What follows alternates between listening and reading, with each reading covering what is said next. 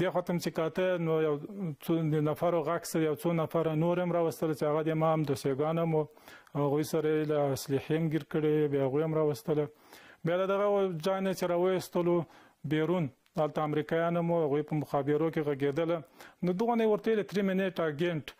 ما ته ویل 3 دقیقې وروسته به تاسو کار در وکړي دغه ځای بیا د موږ سیاسره ماشومان ویستله د موږ مسجد ته ماشومان هلته بوتلله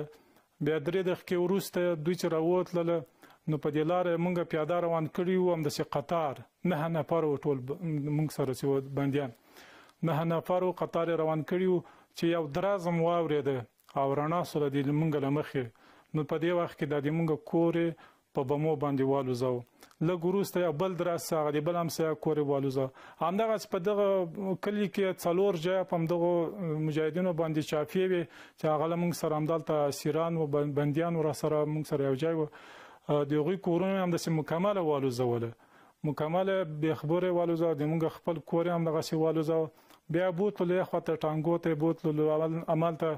او سرپټي ټانک کې واچولو او راوستلو دلته کابل ته البته د ادیسابز منطقه کې به د دوی مرکز او د 0 دقیقې به عمل ته راوستلو